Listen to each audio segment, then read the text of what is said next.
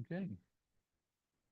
Good afternoon, everyone. Welcome to this special board meeting of the Board of Trustees of the Community Colleges of Ventura County.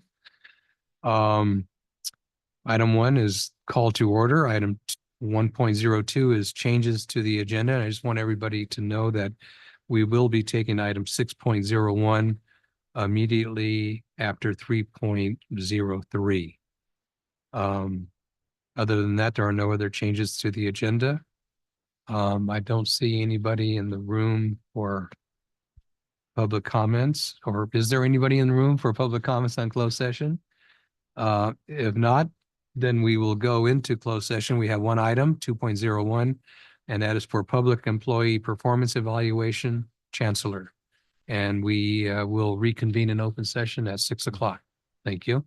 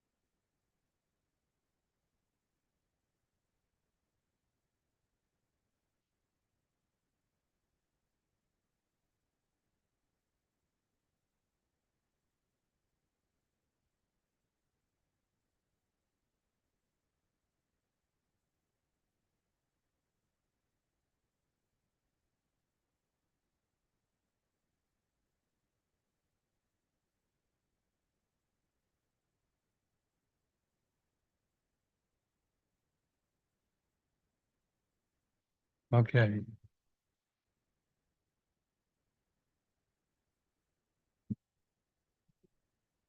Good evening, everyone. Welcome to this special meeting of the Board of Trustees of the Community Colleges of Ventura County. We opened up earlier at 4 and went into closed session. We will begin now. And earlier in the evening, I made the announcement that right after 3.03 public comments, we will take item 6.01. And so that brings us then to item 3.01, the pledge to the flag. And Chancellor McLennan, would you lead us, please?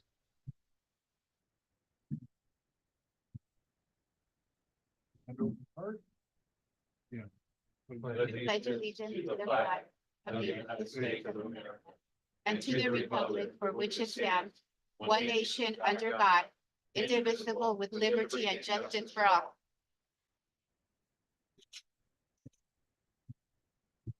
Thank you. And we were in closed session under one item, but there is nothing to report.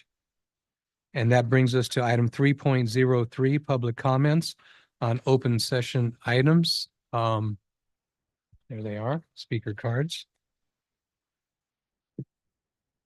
So the first speaker is Maria Urenda, followed by Chris Houston.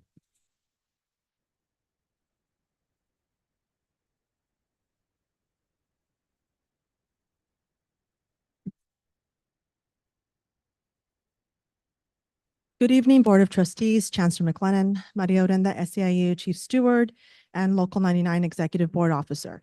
I am speaking on action item 601, action to approve a resolution ordering an election to authorize the issuance of general obligation bond package for the November 2024 general election. SEIU Local 99 supports moving forward with the local college facilities improvement bond measure for VCCCD.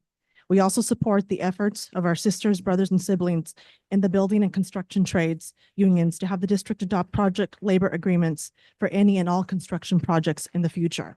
We also want you to consider that this bond is an opportunity to hire local skilled union labor workers.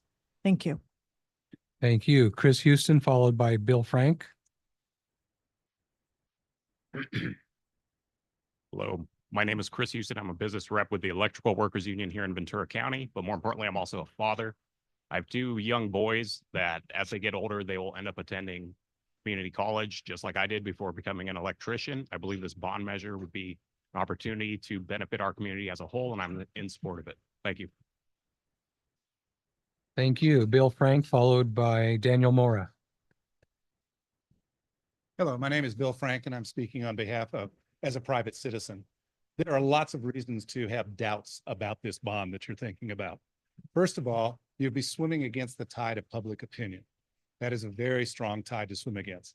The county did a survey and found that 75% of those surveyed felt that Ventura residents are taxed too much. Now, not only that, you've also got recent history. There were 3 school bond measures on the March ballot. 2 for Santa Paula, which failed miserably, and 1 for Port Hueneme, which passed. But Port Hueneme had a bond that was expiring, so it basically just replaced the bond. To think that your bond is going to pass in November in light of all of this negativity is the height of hubris. And I'd ask you to think twice, or at least have some doubts about that. Second thing to consider is the labor agreement. If there are project labor agreements on this, it would be disingenuous to try to sell it to the population as jobs for the public. The fact is that only 15% of the laborers in Ventura County are union members. That's from the county, not from me. So you're going to ask 100% of the property owners to pay for jobs for 15% of the labor force. That seems not only disingenuous, but a little bit undemocratic. So there are lots of reasons to have doubts about this. And I'm reminded what Benjamin Franklin said, when in doubt, don't. I would ask this board to consider that and heed the words of Benjamin Franklin. Thank you. Thank you. Daniel Mora, followed by, I think that's Pedro Toscano.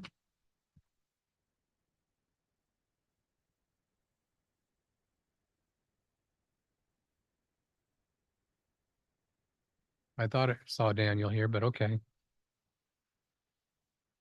Hi, good evening. Thank you for the time. I'm just gonna keep it nice and simple. Everybody has a lot to say about this agenda today, this item on the agenda. This job is gonna bring a lot of work, and a lot of openings for local people, young men, young women from the community to have a chance to get into a trade.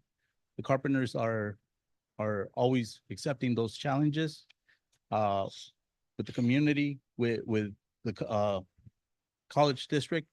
We have been on board on all your projects, so well, this is bring another opportunity just the same. So we are in support of this project. Thank you. There's Daniel. I was outside. I didn't know we were starting this early. My name's Daniel Mora, the Laborers Union Local 585, and we're in support of this resolution. In large part, I know there's going to be a lot of questions asked, and that's your job, is to make sure that you get to the, everything that's going on. But at the end of the day, it's going to be, an $800 million investment, not only in the community, but in our kids' future. I have a vested interest. I have a 5 and a 7-year-old, and I know in about 10 to 15 years, when they're done with high school, if they want to keep going on in education, I know that they're going to basically have a couple of choices. One, they can take a huge loan out that's going to take forever to pay off and try to go into a state or a university, or two, they get really, really amazing grades to get, an academic scholarship. And if they're anything like their dad, they're not going to get that. So it's true. But what I did was I went to Ventura College for 2 years. I did start that way. I did go to work, and I did join the laborers when I was going to college. So I went to Ventura College, and then I ended up going to a state school, and I only went for 2 years. So this was instrumental in me not only being able to live the life that I've lived, but I don't have to be bogged down by payments, because I've paid off the loans that I had to take, because I only went for 2 years. So the years that I spent here were the two most important years, I think, in my life and my career, because it helped set me up to go on and do what I could do. That being said, you have a lot of people right here who are going to be, if we put an agreement together, a labor agreement, these people are going to be building it, and they're going to be building it for the next generation. They're going to be building it for their kids and their grandkids. And this is going to keep going on for decades, for another generation. So that's what we're really building for. And if there is some sort of an agreement, like a project labor agreement that happens through the district, what it's going to do is it's going to make sure that all the work done here is going to be done by local skilled workers. These are the best workers in the world. They're by the state of California. You have to be at a certain level of skilled and trained to even be considered that. So you're going to have the best people building it, and it's going to be people from this community. It's going to be people from Oxnard. It's going to be people from Moore Park, from Ventura. So I know that there's going to be a lot to discuss, but at the end of the day, we're investing in our community, and the community is going to build it. Thank you. Thank you. Eric Estrada, followed by Rich Naide, if I pronounce that correctly.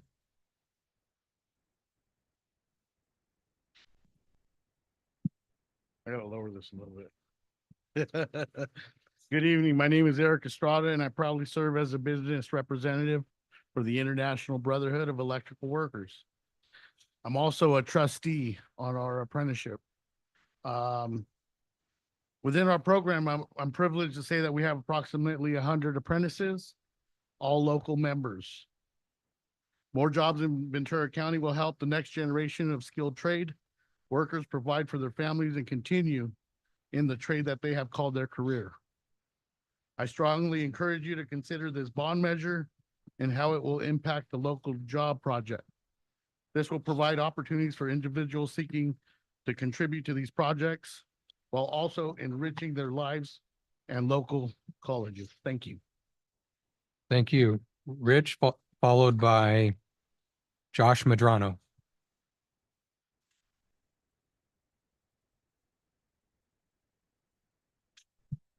Good evening, and yes, you did pronounce my last name correct. Thank you. Rich Nide, I am a business representative, actually labor representative for the sheet metal workers. I represent all the tri-counties here on the beautiful Central Coast. And about 200 of those members live here in Ventura County. And we are in very much support of the resolution for the bond. And what a better way to get a boost from your citizens here in the county to get the boots on the ground to help get this bond passed. Again, this is, I believe, a partnership between the local trades and of course the Board of Trustees here at the junior college level. This, if they were to go into negotiations of a project labor agreement, it does multiple things. It promotes local hire, not only for union workers, but for also non-union workers. I want to make that completely clear. This is not just a one-sided thing. Two, it is a vehicle for compliance. There is wage theft that is currently going on in this county, and workers are being taken advantage of by their employers. And this is one way to make sure that that does not happen. So again, I'm in very much support of this resolution, also in negotiation of a project labor agreement or community workforce agreement, however you want to label it. But thank you for your time. Thank you. Steve Calderon, which is the last speaker card I have. And is there, if there's anyone else in the room that wants to speak, then once you speak, if you'd fill out a card. No. Gotcha.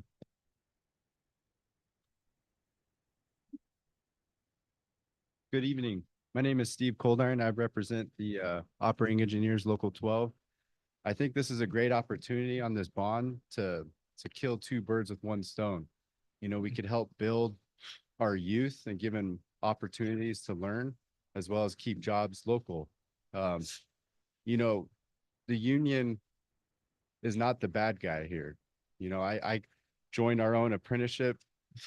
I had a dead-end job at the time. I joined our apprenticeship with no experience, and I just kind of put everything into it. And now I'm a father of two, happily married in a home. I'm just trying to illustrate that, you know, these apprenticeships give opportunities to youths that otherwise might end up in a bad situation.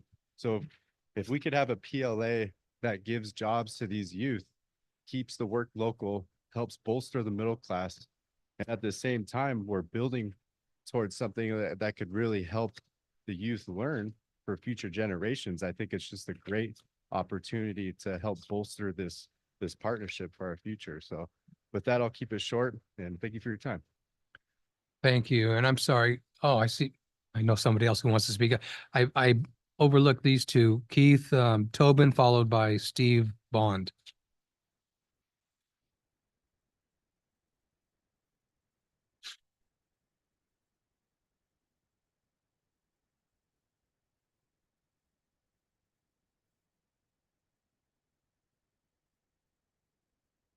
Good evening. My name is Keith Tobin.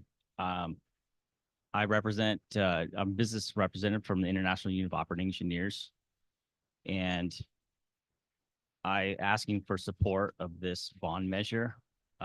Nobody likes paying taxes, but I don't look at it as a tax. I look at it as an investment in our community. I'm a product of our Ventura County Community College District. I went for 3 years where I was able to transfer. And for me, as well as my family, my wife and my son, it's an affordable option for us. And it's a place where the community could go and get training in their careers, as well as the project labor agreement benefits that we could have from this in training our local workforce and keeping our tax dollars local and investing in our community. Thank you. Thank you. Steve Bond, followed by, see him in the room, David Marin. Good evening. My name is Steve Bond. I'm a business representative for the Plasters Local 200, Southern California. I also represent Cement Masons Local 600, and we are in support of this bond measure. Thank you. Thank you. David? And then I guess followed by Daniel Mora. Will there be an opportunity to speak before this issue comes up rather than, Did you want to speak at, well, I would normally speak before the items on the agenda. we're going to take that next. Oh, you are moving it up Yes. on the agenda? Yes. Okay. Thank you. Good evening, Chair Perez, trustees, chancellor, members of the staff. To my brothers here, I'm not going to tell you what kind of car I'm driving because I'm about to oppose this. But first, I'd like to commend the staff. I know a lot of hard work went into this. I'm sorry that I disagree with the way it was produced. I think with more time, it would have been a better product. I urge the board to vote no tonight because we haven't paid off the last amount of debt. That's $250 million that all of us in this room are still paying on.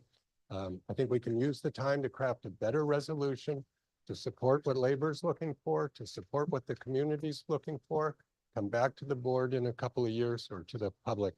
And when you started this process, I don't think that all of you knew you still owe $250 million out of a $350 million bond. So I think the costs are just too high, and I think we have to be respectful that a lot of people are hurting. As I said last week, many residents are facing adjustable mortgages that are increasing, higher insurance. We have seniors on fixed income, and to layer this bond on top of the earlier bond that you haven't paid off is just a lot of money. Also, I'd like to just point out that this is going to make it harder for young families to live here. It makes it harder to attract businesses. Amgen alone will have to pay $250,000 a year under this bond. I think we need to attract those businesses, not add more burdens. And also, I think this bond lacks a lot of specificity. It's vague, and maybe you did it because Measure S did it, but I think we had a lot of problems with Measure S where people just saw that promises made were not kept. There's nothing in here that is a whisper of a promise to the people of Oxnard that their college will get as much as Moore Park or Ventura. There isn't any type of promised commitment, even a minimum amount to the people of Santa Paula and the Santa Clara Valley that they will be respected, that the properties will be done. I know we talk about facades falling, but there is money in the current reserves to take care of all the student needs that we have. Anything health related, asbestos, I think that's a very small amount. I don't even think it should be in here, but there's just no ironclad agreements or commitments in here that there will be a PLA, that the things that are on the project list will still be here in 2 or 4 years. We could have a whole new board in 4 years, and they decide they want to spend all the money on sports and not what's listed here. And there'll be no way for us, the residents, to fight that because they made this intentionally very vague. So I ask you, let's not rush this. Let's take our time and produce a better, No, he's next. less flawed resolution that takes care of all of our interests, that is affordable, and most importantly, let's pay off that $250 million. That's what we teach our children, is pay off their debts first. Thank you. Thanks, David. Okay, Josh Madrano.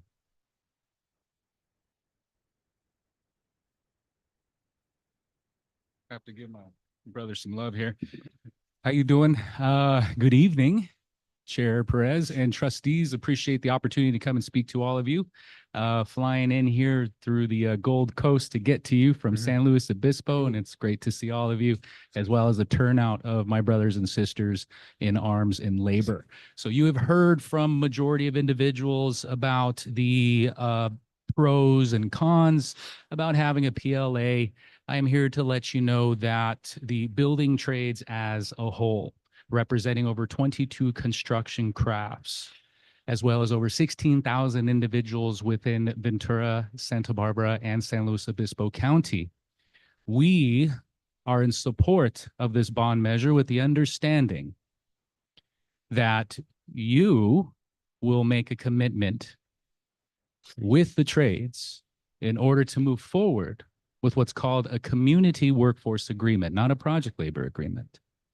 You do not need to look far for to find out that it actually works. Oxnard Unified High School District has been doing this for quite some time, and they have had great success. We can pull those numbers for you and present them to you if you would like. It is public domain.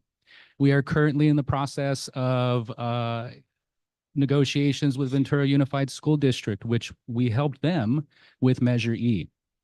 Now, all of you know that when you've gone through election processes and endorsements and things like that, that you know that the trades stay steadfast in their ideologies as well as our commitment to our community. So with that, the trades are in full support of this bond measure. We are here to help however we can. If you need further education regarding community workforce agreements and project labor agreements, all you need to do is ask, and we'd be more than happy to get that information. For those of you that are out there that are in question about whether we should move forward with this, we all know what's going on in the state. We all know what's going on with our finances, and we need to do everything that we can right now to make sure that we guaranteed that our finances, our tax dollars are utilized to their fullest extent in order to maintain tax base here within our community. The only way to do that is to make sure that you have a community workforce agreement intact, to make sure that regardless of the contractors that come in here, whether they're from Texas, Florida, or maybe they're right up the road in Carpinteria, it does not matter. We, the trades, will provide them with local individuals to perform local work to keep local tax dollars here at home where they can continue to be utilized to serve the community. Again, I'm Joshua Medrano, Executive Secretary Treasurer of the Tri-Counties Building Trades, and appreciate your time. Thank you. Thank you. And Chair Perez? Trustee Lichtel. Well, I'm sorry, before, Of course. for the record, we did also receive two written public comments, one in favor of the proposed resolution and one opposed. Go ahead, Trustee Lichtel. Thank you for the time. I would like to hear the nuanced differences between a project labor agreement and what was recommended by the speaker, community workforce agreement. And I understand that an exchange between board and public may not be appropriate. It is a request for information that if individuals either on the board or within our district staff cannot thoroughly respond in a manner that explains to me the nuanced differences, then I would ask that we allow Mr. Medrano to provide some I think tonight is additional information. It would be improper for that to happen tonight. It's not on the agenda. It's not part of the resolution. But based on the comments, I certainly agree with you that more discussion and education is in order for everybody in the room. And with that, we'll move forward. Thank Well, you. I'll pose the question then to our staff. And at some point we'll request information from them, because I think if there is a nuanced difference, then I certainly would like to hear what that is. And I see the chancellor taking note. Okay. Okay. With that, we are at item 601, which is the proposed action to approve resolution ordering an election to authorize the issuance of a general obligation bond package for the November 2024 general election. So for your information, we do have on screen there Bonnie Moss of Clifford Moss, who is our lead consultant in this effort. And the board has received the staff report, which included a chronology of events that brought us to this place tonight. And with that, Chancellor, I guess I'll let you introduce our consultant to lead off. Thank you. I think I appreciate that, Chair Perez. And I want to add my welcome to everybody here tonight and appreciation for all the comments. I'm now going to ask our lead bond consultant, Bonnie Moss, to lead us off tonight. Bonnie? Great. Can you all hear me? Good evening. Can you hear me? We hear you. Yes, we can hear you. Yes. Okay, terrific. Great. Well, my name is Bonnie Moss. I'm with Clifford Moss, and I have been working in the bond consulting space for 25 years now. I have the privilege of working with an expert group of people who have been guiding the district for the past many months, almost a year now, as we have been looking into investigating, completing due diligence work on the question of feasibility of a new potential bond.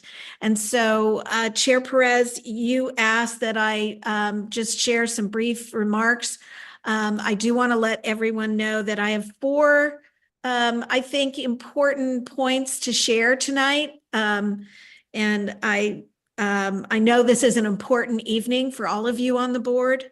After a lot of personal investment that you have made, that the district has made, and those of us who have been guiding the district have also made over the past many months. So my goal tonight is really to provide additional clarity and candor based on recent meetings and recent questions that have come up.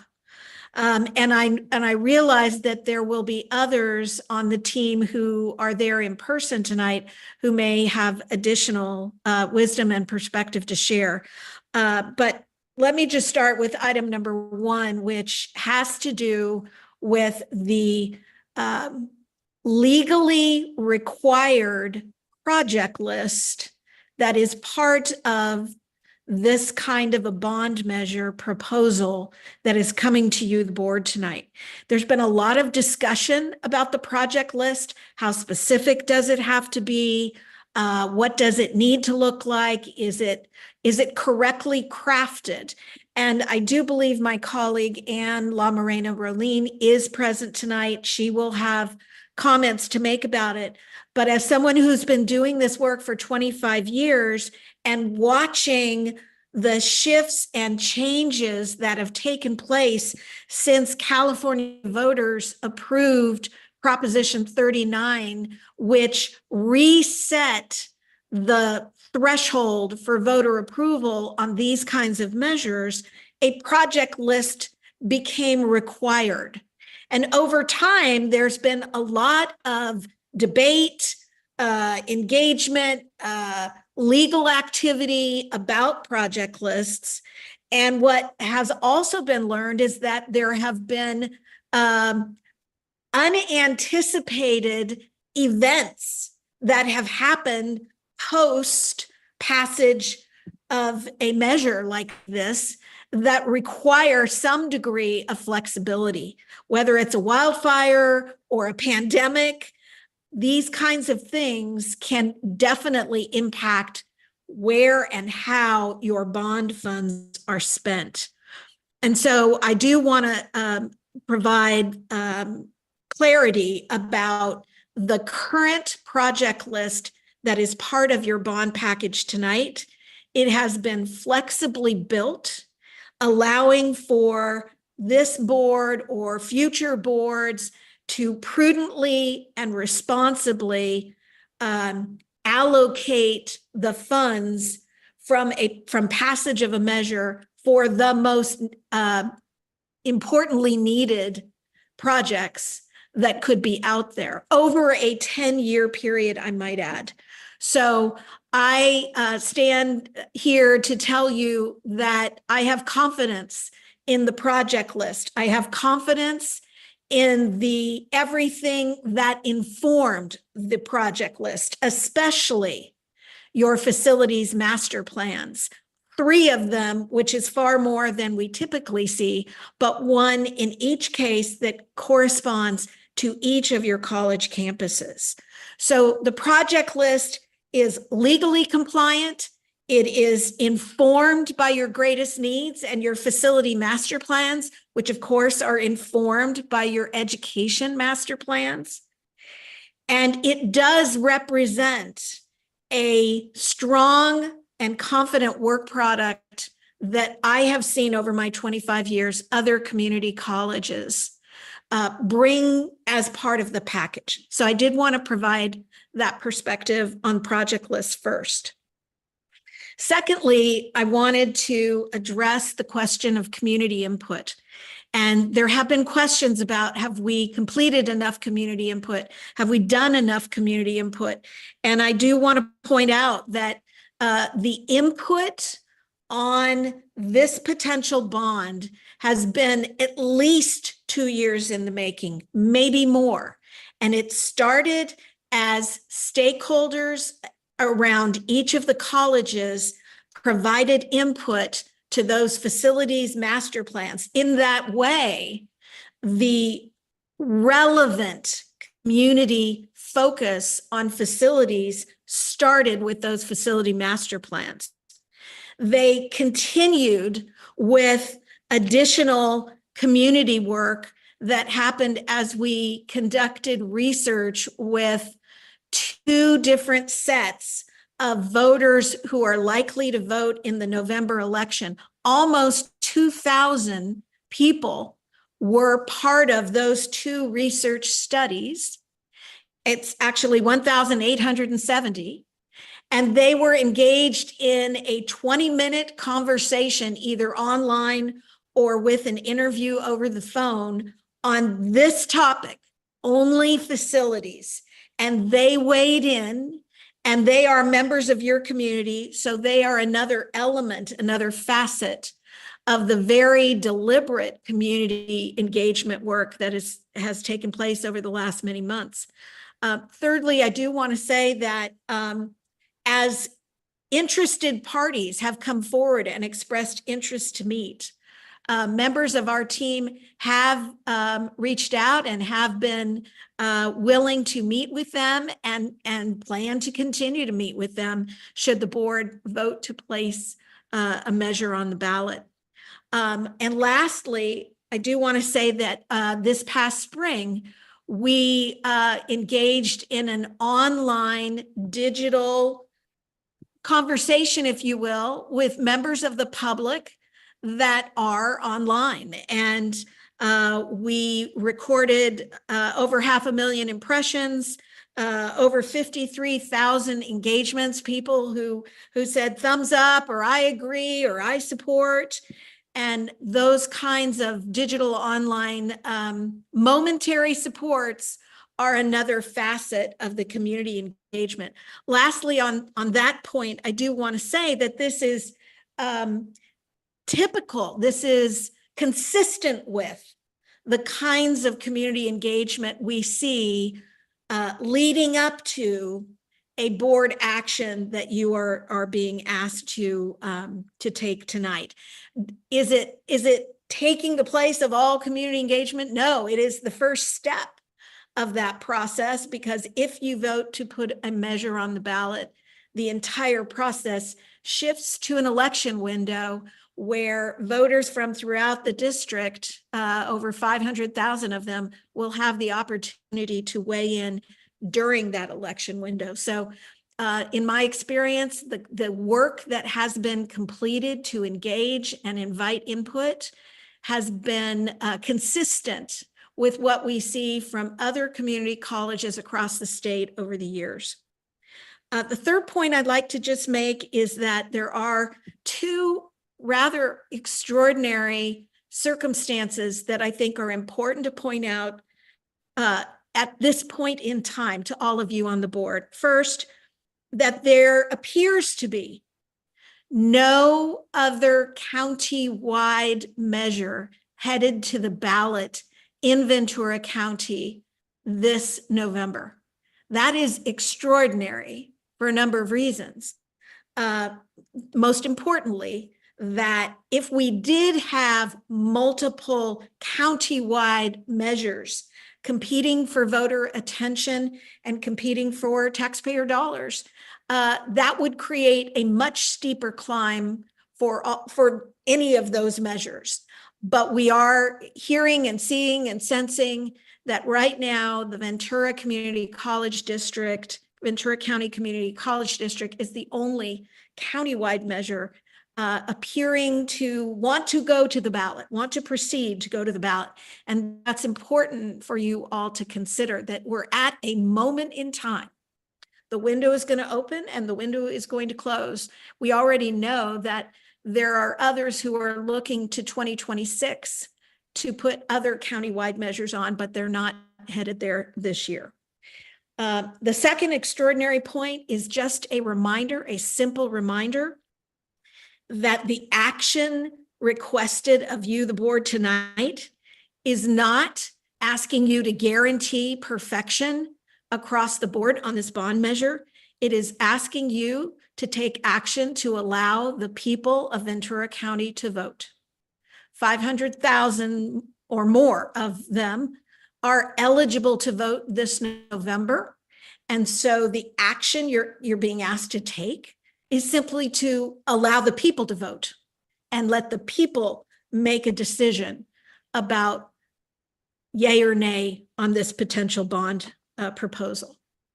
And the last thing I'd like to just leave you with is that based on the team effort, both your team and the expert team of consultants, as well as you, the board, you've met multiple times to engage, discuss, ask questions, etc. But with all of the effort to prepare a ballot measure proposal, I want you to know that this package is consistent with a prudent, responsible ballot measure to allow the people to process, read, and make their own decisions. You have met the criteria that we see other community colleges meet up and down the state.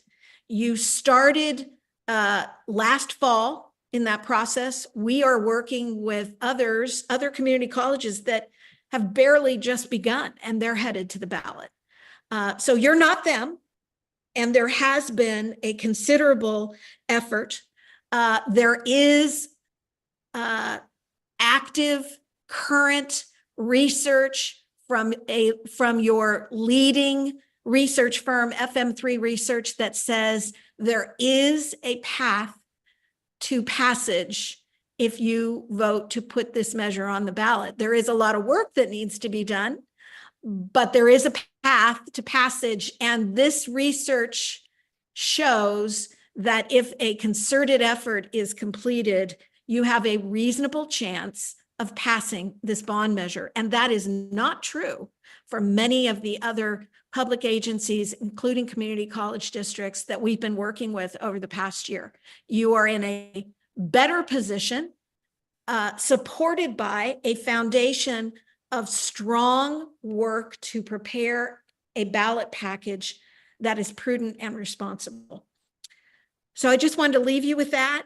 I'm happy to answer any questions if you have them right now, but I know there are others who will be speaking, and I'm sure you all need time for discussion yourselves. So Chair Perez, happy to follow your lead here, but I will have to unplug, as you know, shortly.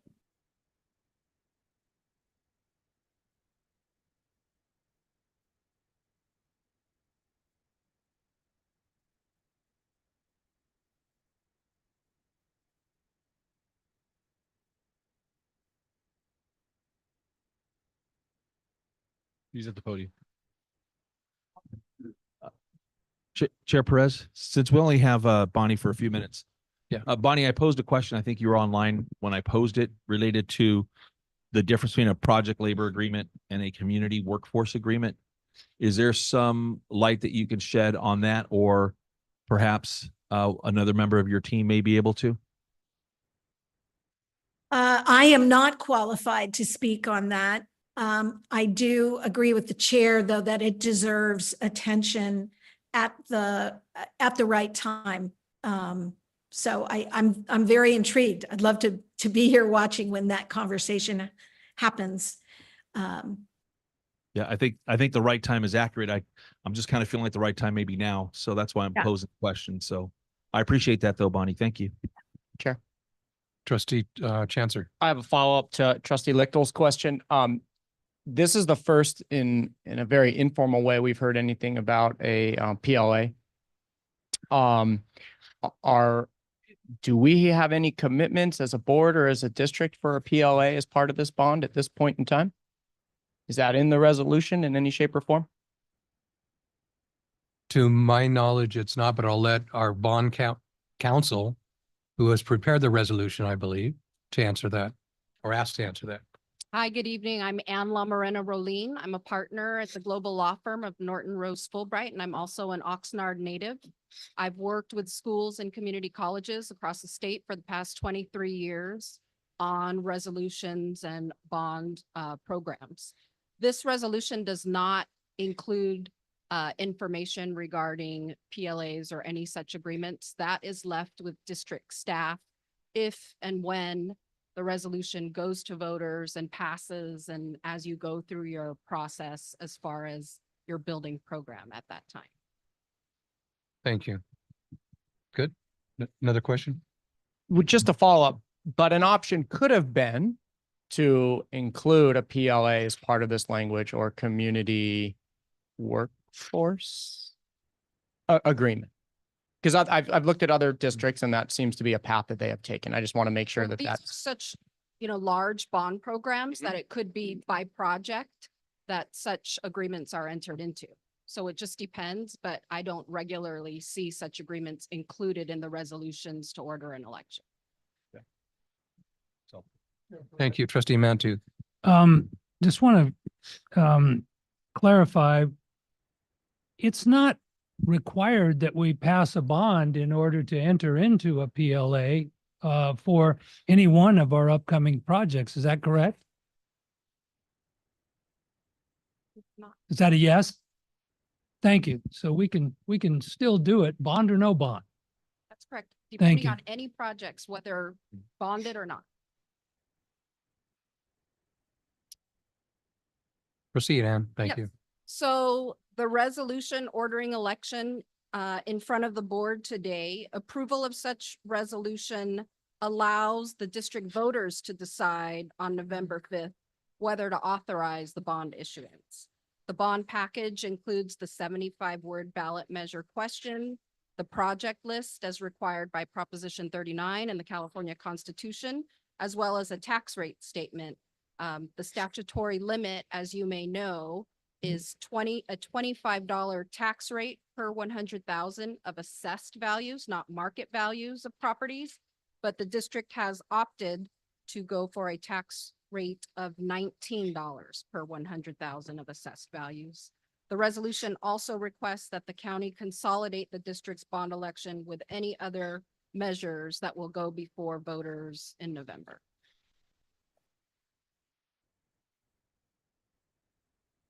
Okay.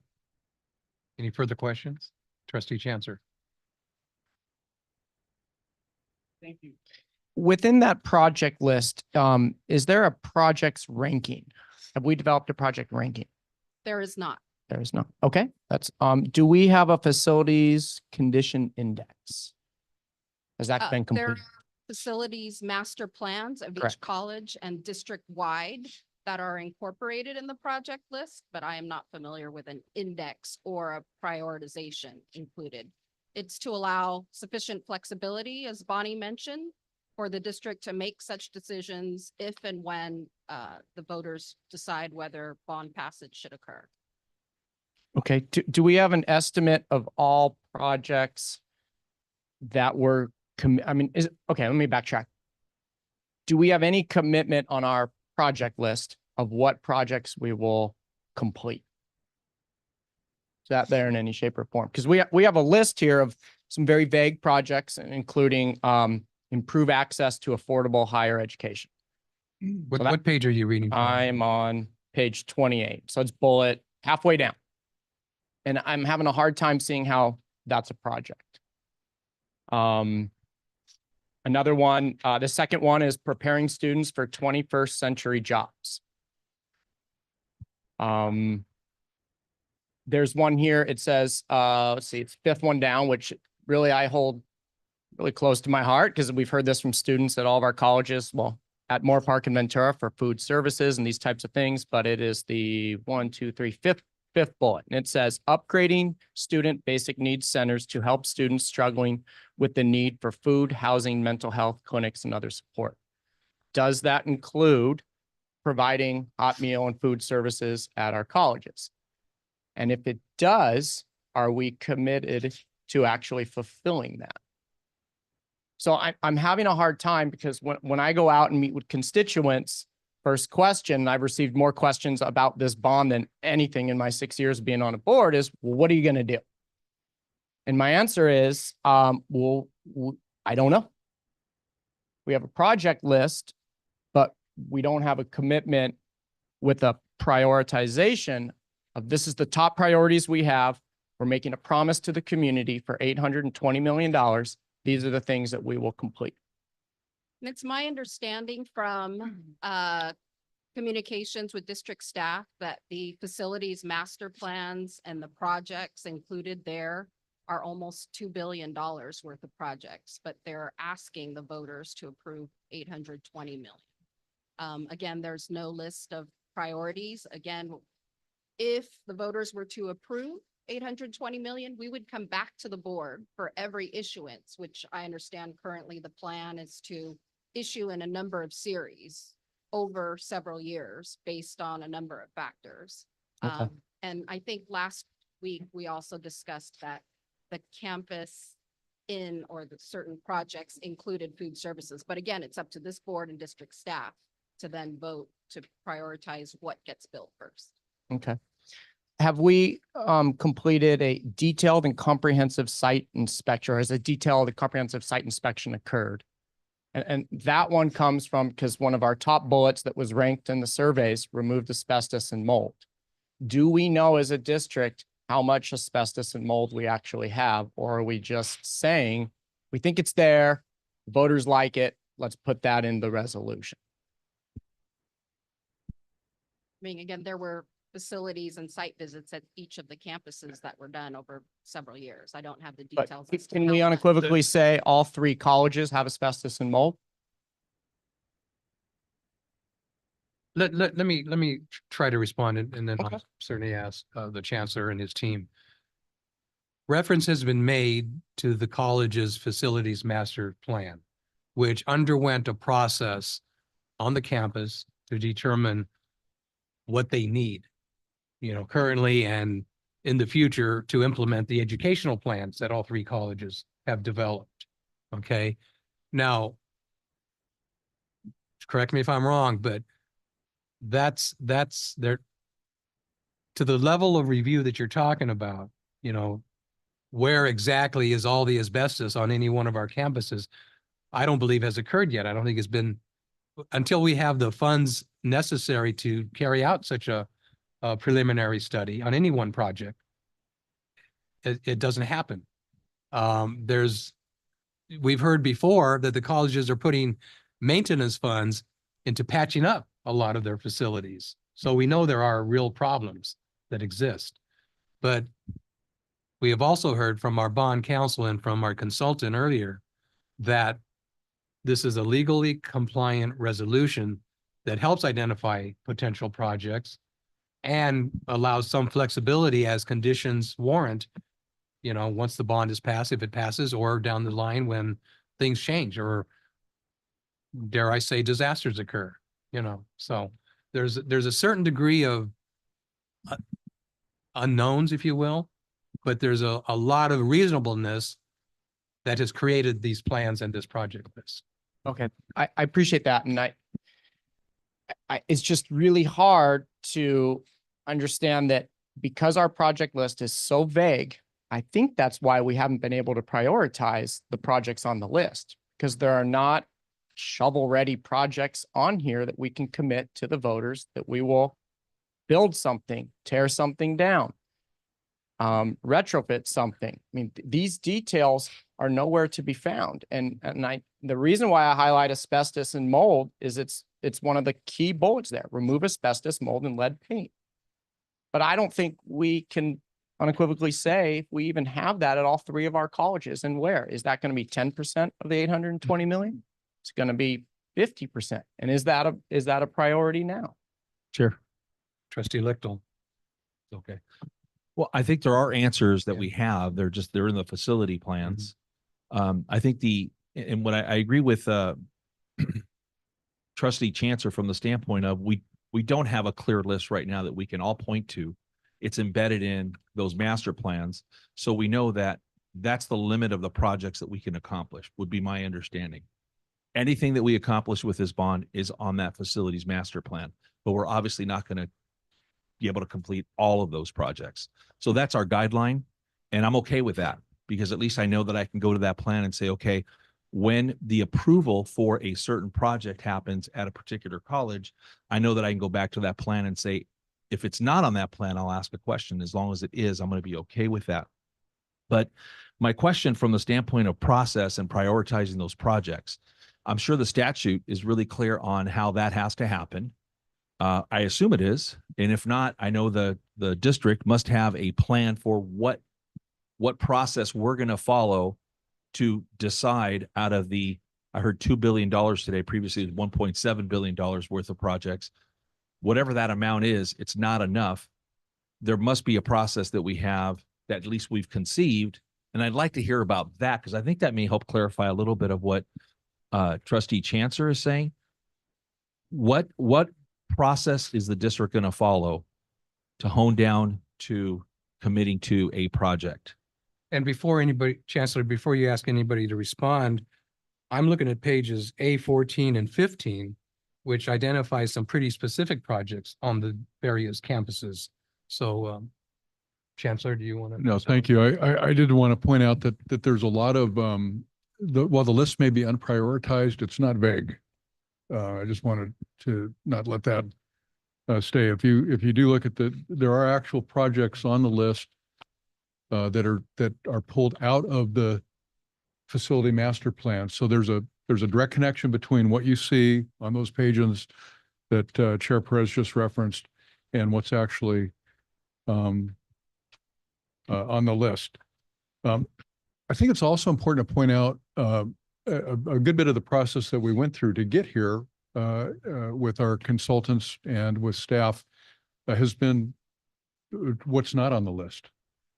So there are things, and the board, we've all discussed some of these items along the way of getting here today, but it's important. And these are items that are contained in our facility master plan. So Trustee Lickle, I just want to make sure that it's not the plans that we would go to that give us the authority to do the project work that we do. It's literally what's on this list. And to the earlier point about the first part of the list really does get at some principles and some directions of where our facility, and those are pulled out of the facility master plan documents as well. But the actual project list by college is contained in the document as well. And I guess Kathy, if you don't mind, maybe talking a little bit about the first bit of work and the real heavy lift to get here has been defining the scope of the work that needs to be done.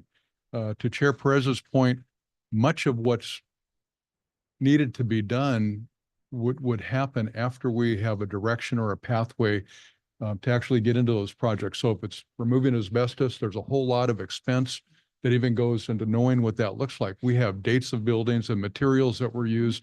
All of that's fleshed out in the facility, planning process. So there's known knowns, there's unknown knowns that are related to the cost and the process of getting to determining what that work is going to look like and how it's going to be done. But in terms of what we would do after we, assuming voters approve a bond and we start dealing with the issuance and all of those, we have this work that's been done. Maybe talk a little bit about how we might go about working with the board because they would be directly involved in establishing, what comes first and how we go about doing that.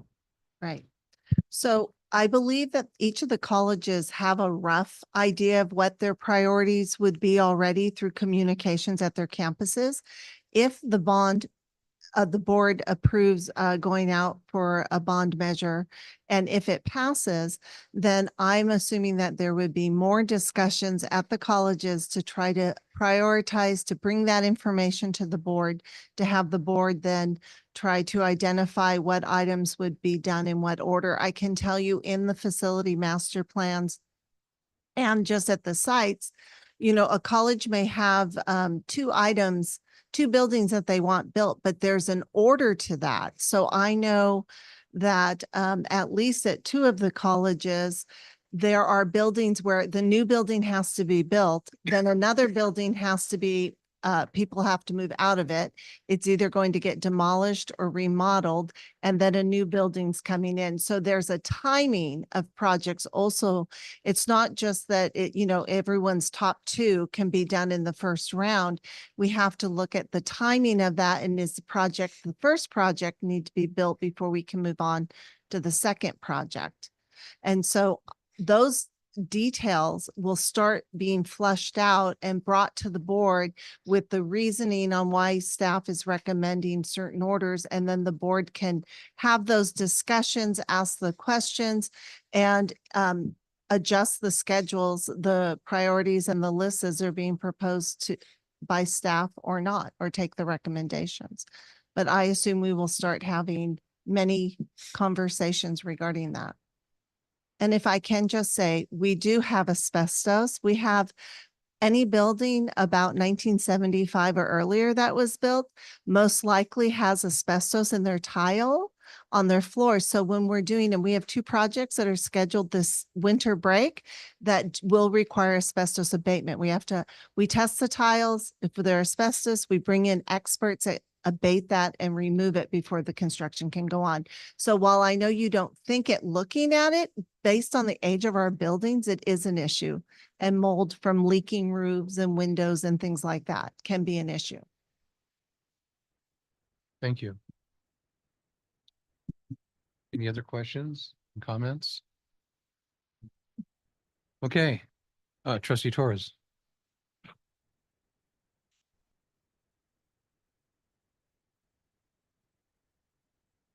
I want to express on the record my support for looking into PLAs or community workforce agreements, despite a bond for us as a district. I think we have a lot of our laborers present here, and I'm very interested in being able to support that work independent of a bond. But I wanted to go over a couple of things that I've heard from my colleagues, and particularly from Trustee Chancellor, and I also heard from Bonnie. So the bond, and I've heard about facility master's plans, but when we talked about community involvement, I actually have the dates. And I remember that as a board member, February 13th of this year was when we had the gentleman from MF3 come and present to us preliminary data in terms of where the voters most likely would vote. And he did say that at that point, the district needed to do some education to really be able to obtain a little bit more support because of voters. It was a very soft start, and there was work to be done. On March 26th, there was a special meeting that was scheduled, and the consultants came over and they came to the board. And for the very first time, they actually explained the process. And they said, the way this works, you have the district will present a project list of projects through, for example, a facilities master's plan. They did their due diligence. But then there's also going to be from the community. What does the community say there is a need in the respective places? Then you're going to come to a sweet spot. And as a board, we're going to look at where the district sees there's needs and where the community's voice is saying, these are the needs. And then as a board, we make a decision what that project list is going to look like. And it's a very involved process where we have community input. The community input that was referenced is community input that was obtained from a couple of years ago. And it was perhaps from certain businesses. The colleges had a town hall meeting because it's part of the process when they're going to put together a facilities project plan. It wasn't with the intent of a bond. Typically, when the project lists are gathered, you know from the beginning, this is to discover or just to come about what are the needs that we have in order to go to our community and say, we need you to support us with the bond.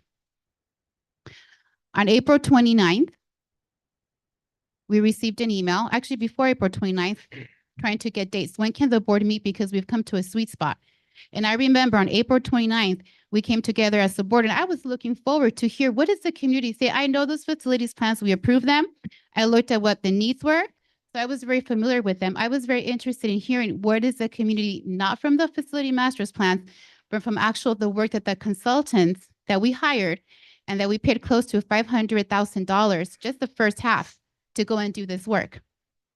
So from $500,000 that we've already spent with the survey, with consultants, I was hoping by April 29th, I was going to be presented. Here's your facility master plans. This is what the district is coming to you. And this is what the community from Oxnard is saying, the community from Moore Park, the community from Santa Paula, the community from Ventura. This is what they're saying they need on board. In justice, you're going to make a decision. So when a bond is going forward to the community who elected all 5 of you to represent them in the process, you can say, we went through a process where voices were heard, and this is what's coming forward to you. On May 14th, we had MF3 come back to us with more information. He said, it looks a little bit better, but there's some work that you need to do. My question was, are these the same voters that you asked back in February that you surveyed? Because then this will tell us that the efforts of the district in order to move forward with the bond is working. His response was, no, these are different voters.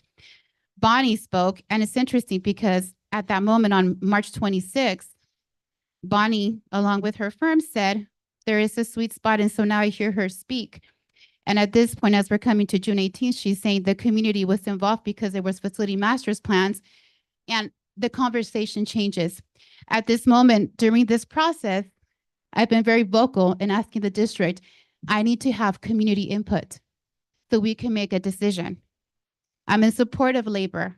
I have always been in support of labor, and I'm interested in exploring how can we still have these agreements, because we have facilities master's plans. We have to indicate how we're going to pay for funding. We have total ownership through Fund 113. Asbestos can be taken care of through the funds that we have as a district, because the state asks us take total ownership, and you need to demonstrate how you're going to take care of all these repairs. So for myself, in this process, my voice hasn't been heard. The voice of the community that I represent hasn't been heard. What's been presented meeting after meeting has been consistent facility master's plan. And at one point, I truly believed in this process that the community, that many of them also live in Oxnard. Some of the laborers, many of the laborers live in Oxnard, who will also be paying taxes, would have an opportunity to say, these are the needs.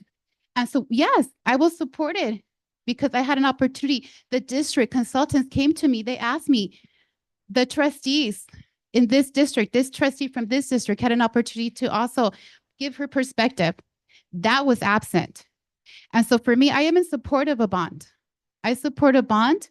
I don't believe this is the right time for the bond because of the process. And I was very vocal about the process since the beginning, asking questions, and those were never answered. And so here we come on June 18th with a decision to be made. And for me, like I mentioned before, the process, the lack of information, things that weren't presented to us. There was an amount. I remember asking, how did the amount come about? There was this gentleman who went and surveyed individuals with questions that we had never seen. I had no idea. I don't know what the voters were asked. It was just presented to me, and I was caught off guard. And so I asked more questions. We came to a second survey that took place, and there was all of these things that were taking place. And so when they talk about meetings with the board and discussions, there were discussions to simply present information, but not to take input from the board, not to take input to see what does the community say they want. Labor will build, whether it's buildings, repairs, but knowing that community was invested, that community's voice was included. But in this process, that was absent. And for myself, it is very difficult to support it at this moment for that reason, but I support bonds. We did not go through a process. It was very rushed. Input wasn't really taken. We also have community. And I remember emphasizing in March 26th, I said, we have a bond. We have history from a previous bond, and we have a community. Santa Paula, I know there's some members that have been consistently coming who said, we need to work through this process because we need to reestablish the trust. Because at this point, we don't trust because we've been lied to before. Because we supported, you said you voted, we said we will campaign for it. You got the bond back in 2002, and then things occur, competing interests, and all of a sudden, there's no specificity. And so we're so sorry, there was a rise in cost and we just didn't get to it. I am so sorry. Different leadership, different board, different chancellor.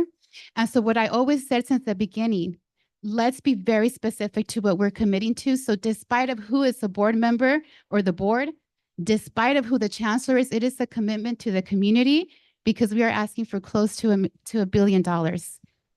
So for me, those are really my comments. Nothing new to the board.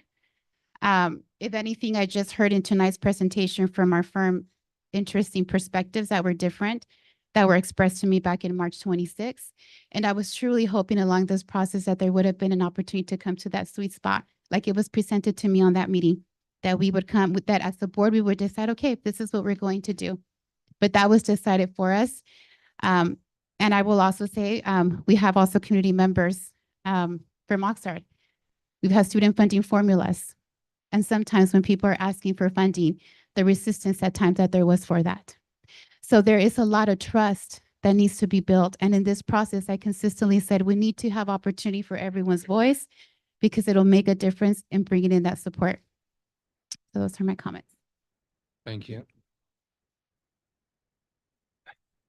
Student trustee. Thank you, other members of the board, for your questions and comments, and officials and experts that we've heard from today.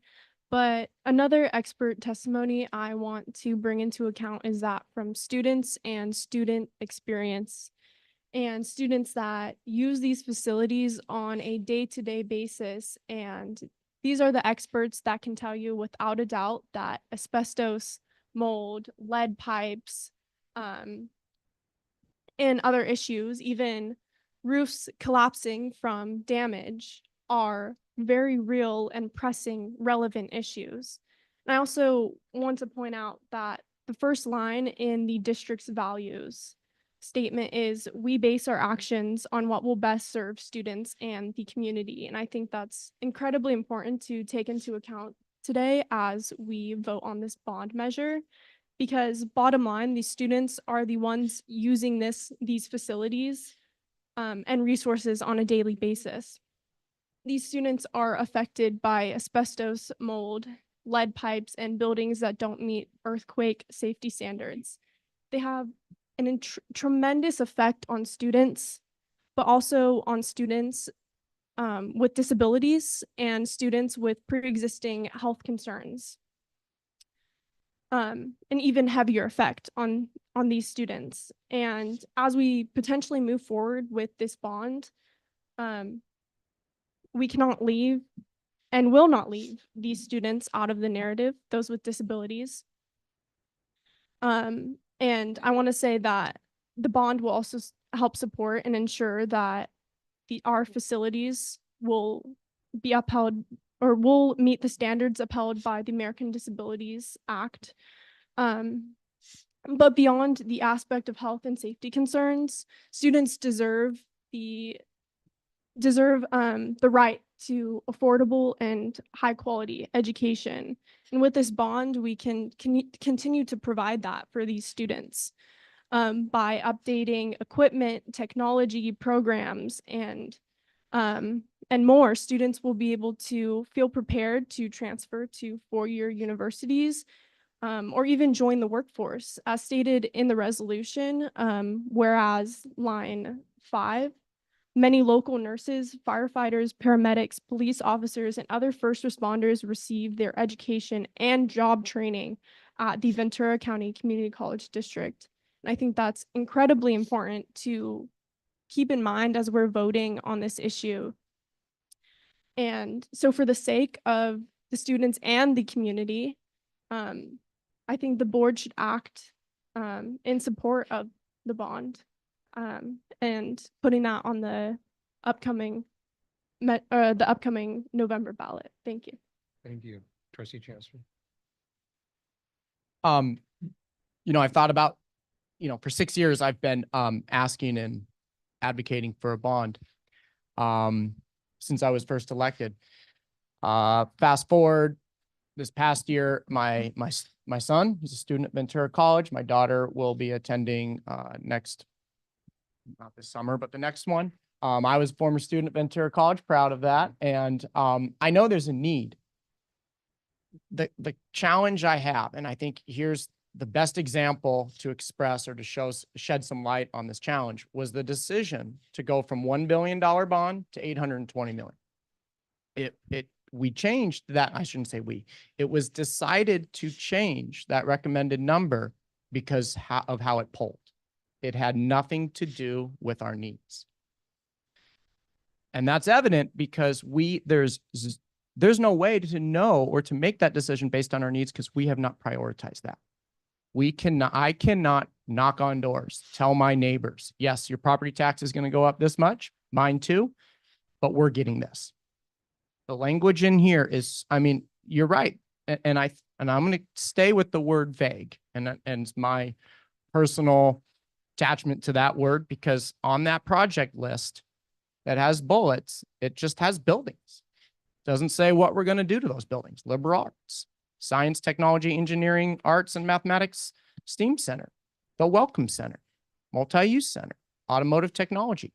No, there's need there. But what prevented us from listing these projects and having a fair prioritization with the board included and the community included? The community has not been involved in prioritizing the projects for this bond because there is no prioritization of the projects at this point.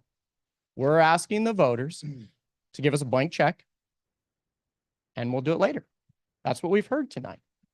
And probably the most sound, best advice I got leading up to this decision, which is a very difficult one, was a facilities master plan is not a bond plan. It helps shape it, helps direct it, but those are entirely different things. A bond is asking for a direct injection of community support and community funding from taxpayers. They should be involved. And if they were involved with the facilities master plan, that's great. But from the closure of those facilities master plans up until this point, has the community been involved at this point in time? No. They have not. And if you could show me the meetings, who was involved, who was there, okay. But I can also attest that was labor involved with the process of this bond? If they were, we'd have a PLA involved with it and a commitment, and we don't. And I will be, to say publicly for the record, Chair Perez, please put on our next agenda, PLA agreement, MOU. I'm ready to sign up for that right here, right now at our next meeting, any project, because we already received funding for residential housing, $66 million. I am ready to make a commitment for that right now. But if we had community input with labor, we'd probably see that, or at least have the conversation, but we haven't. Am I invested in the community college system in our 3 colleges? Absolutely. But I can't give a blank check, and I will not be supporting this resolution. Trustee Lichtel? Yes, sir. I want to say I'm a little conflicted from the standpoint of kind of the timing. I would have loved to have had more information about the PLA and where that sits in our discussions. We've not had those discussions. I appreciate all those that came out to speak on behalf of labor this evening. We also got, though, received information from others that were opposed to having any kind of PLA attached to this. So I think that does provide me for a cause at least to research the topic a little bit more carefully before making a decision. I'm also very sensitive to the idea that, taxation in general is difficult on our population. I have a son that lives just outside of Kansas City, Missouri, and a daughter that lives in Anchorage, Alaska. And it's not because they don't love the Southern California weather. It's because they can't afford to live here. And so I'm really sensitive to that idea. It's hit me personally. I would say, though, that the facility master plans do form the beginnings of bond projects, and maybe it's more developed than even I'm realizing. But I trust that through a process, we'll get to the right projects that need to be completed. So I don't have that issue is not as important to me. I certainly want any project that is completed within our district to be completed by Ventura County labor, by Ventura County workers. That's important to us. We want to keep our Ventura County dollars here in our town, in our county and community. I don't have an issue with the lowering of the bond measure from 900, the original amount, to the 820 million, based on the $19 per $100,000 of assessed value. which if I'm doing the math right, comes to $190 per year for $1 million home. And I don't know how many of us have $1 million homes assessed at $1 million. I don't. So I think that was done intentionally. I think it was a response to the community. So I think that was appropriate. I do feel that polling 2,000 individuals throughout the community does show that we did our due diligence with the community. We had many community meetings where we had quite a few individuals that came out and spoke on behalf of the bond or discussing their concerns. But at the end of the day, there's two things that I think are the most important pieces here. And that is that there's a huge need in our community college district on our campuses to rebuild, to stay on the cutting edge, to be able to facilitate the types of programs that our community needs in the future. One that comes up to mind for me all consistently is nursing. I know that's an area where there's a huge need in our county and throughout the state of California. And I know that a lot of individuals that go into that profession may not necessarily be Ventura County residents. As a matter of fact, I know that a lot of those individuals come from outside of the area and maybe outside of our country on work visas. So that's a concern, right? So we want to build programs within our community college that we control what we teach, how we teach it, and where we teach it. With the help of this bond, it would enhance that and provide this community with the labor that it needs. And that's just one example, nursing, but there are many others. I'm aware that Amgen came up earlier. I know that there was a point where Amgen had to kind of slow down because they couldn't find skilled workers in particular areas. And what's interesting was one of those that I'm aware of is with the running of HPLC, high performance liquid chromatography, which is a process in biotech, that there weren't enough individuals. We couldn't find enough individuals in our area. Interestingly enough, at Thousand Oaks High School, we were teaching students how to use that, but they weren't going to the labor force. They're going to college. So, I mean, those needs I think are immediate. And my concern is that I don't know how we're going to address those needs from a facility standpoint without this bond. I've been in education for 40 years as an educator, mostly at the high school level. I can tell you that the only way that we had any impact on our facilities, any meaningful impact, was through a bond measure. Whether I was in Culver City Unified, Simi Valley Unified, and the Conejo Valley Unified School Districts, that's the only way that we ever addressed significant issues from the standpoint of facilities was through a bond measure. I do have concerns about more taxation. I am one that believes that we're taxed enough. On the other hand, there's a need, and I will tell you, and I've expressed, you know, some of my concerns in these meetings before, but I will tell you that as a constitutional republic, which is what we are, I believe in our process. I believe in our system wholeheartedly. I believe it's the greatest system ever established. And so from that standpoint, there's not enough for me at this point to hold back this process to go to the voters and let them decide if they want us to move forward with a bond or not. Now, I do have reservations. I'll admit that. I do have concerns. I've expressed those. But at the same time, I think the issue of providing our community with the labor that it needs, and more importantly, maybe the experiences that our students deserve, this bond is necessary. Thank you, Chair.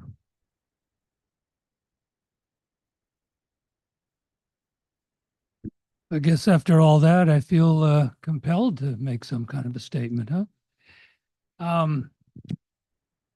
It probably wasn't lost on people in the audience why I asked the question about PLA and whether it was dependent upon a bond measure, which is, by the way, something that I too support wholeheartedly.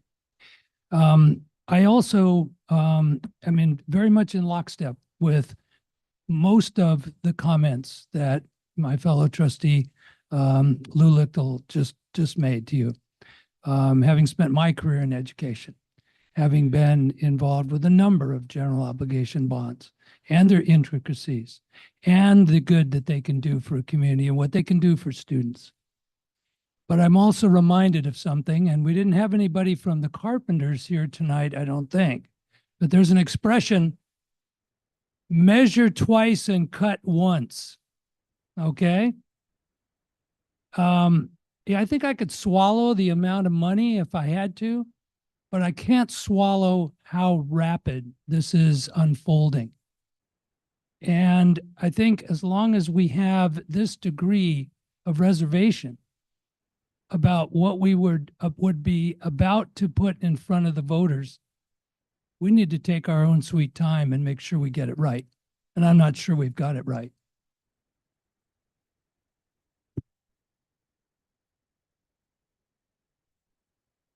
Okay, so Bonnie Moss, one of her opening comments was to the point, the essence of, don't let perfection be the enemy of the good. And I don't think at any particular meeting we conduct every bit of business perfectly. We do the best we can with the time and the resources that we have. And we do pretty good at it. And I think we've done a pretty darn good job in this process with the consultant team that we brought on board, who has had great success working with other districts up and down the state. And they have said that we are reasonably positioned on a pathway to success. And, you know, I've got a lot of prepared comments that I may delve into, but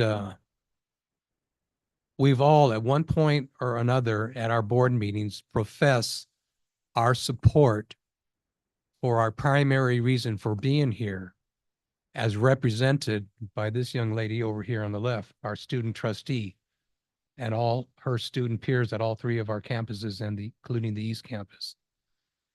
And so I don't know how we would live with ourselves if we bypass this opportunity to put this on the ballot to support our students and take this opportunity to let the voters decide, because they will be the true indicator of how well we did in this effort. And, you know, we were all given the opportunity to meet one-on-one in whatever form we wanted to, in person or Zoom or telephone, with the consultants to answer any questions that we might have had throughout this process. We were all invited to give names of community members that we knew were interested in this topic so that the consultants could sound them out and hear their voice. I don't know how many of the rest of you did that, but I did that. I've been out in the community talking to some of the groups represented here tonight of varying viewpoints on the question. Why? Because, as I've often said, the better informed I am, the better decision I can make. And I am convinced that we must take this opportunity. You've all have made your points and you've justified them, but this is not a point counterpoint situation. But I would just ask you to take a different look at the question. And you're not simply saying, yes, I support a bond, or no, I don't support a bond for whatever reasons. You're giving the voters an opportunity to decide. And, you know, if we don't feel that we've gotten that proper level of community input that we think we wanted, well, what better opportunity to get community input than putting it out on the ballot? So I just want to, I mean, we know the need is there, and let's not be disingenuous. Individually, I know we all knew putting a $1.5 billion bond measure on the ballot was insanity. Okay. So what our professional consultants' task was in their processes, which they've been proven to know what they're doing, is gathering input and data and finding a reasonable bond amount at a reasonable tax rate per valuation that gives us that pathway to success. And so if there are no other questions, student trustee, I want to thank you very much. I mean, what is this, second, third, fourth? You have very definitely proving yourself to be a tremendous resource and asset to this board. Thank you. And with that, I would ask Michelle to call the roll. Oh, excuse me. Do we have a motion to approve this resolution? I guess it's tentatively number 2024-07. Is that correct? Chair Perez, Yes. I vote that the board approves item 6.01, action to approve the resolution ordering an election of the authorized the issuance of a general bond election November of 2024. We have a motion. I'll Motion. take that as a motion. Second that. Thank you. All right, now, Michelle, if you'll call the roll.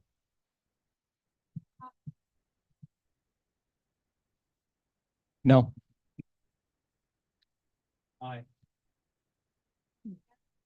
No. Aye. No. Okay, There we go. here we go. Thank you. Oh, Trustee Lichtel. We've got just consent items. Let's just get through this. That brings us to approval of the consent calendar. We have 3 items, 501, 502, and 503. Perez, Trustee Lichtel, move to approve the consent calendar as submitted.